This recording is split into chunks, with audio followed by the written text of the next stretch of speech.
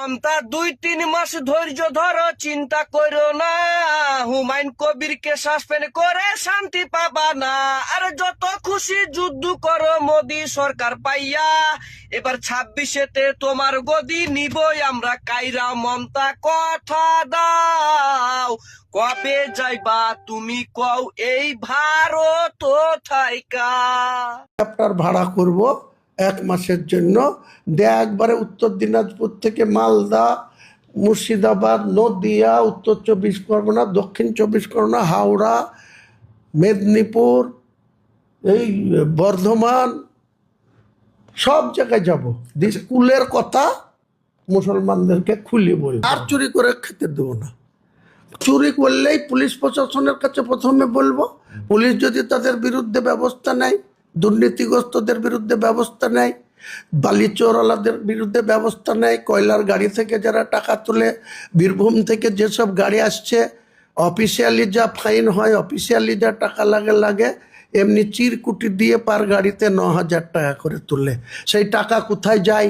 এসব তো প্রতিরোধ করার জন্য আমাদের জীবন, আমাদের লাক্সারি জীবন না, আমাদের ওই অত বিলাসিতার জীবনযাপন না।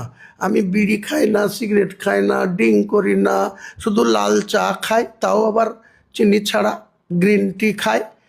এদের আঁটটি আমি তুলে দেবো 2025 সালের 22শে ডিসেম্বরের পর থেকে। সোজা কথা, কে কত পাঙ্গা নিতে পারে আর কত চোররা, তুলাবাজরা কত লোকের ভোট টানতে পারে পরীক্ষিত হয়ে আছে।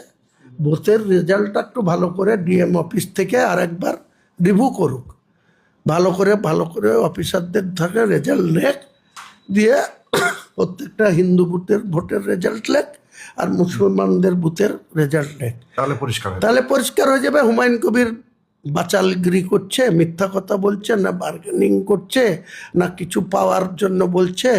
তোমাদের অরিজিনাল চরিত্র তলায় তলায় তোমরা আরএসএসকে মদত দিচ্ছ।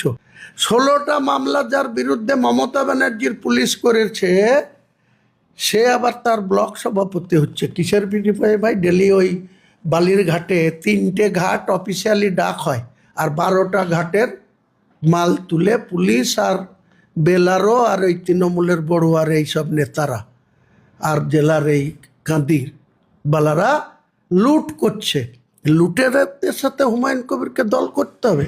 লুটেরা নেতৃত্ব দেবে, তারা সাইডে থাকবে, তারা পিছনে থাকবে, অস্বচ্ছ লোককে পিছন সারিতে পাঠাতে হবে, তবে হুমায়ুন কবির মমতা ব্যানার্জির হয়ে ভোট করবে।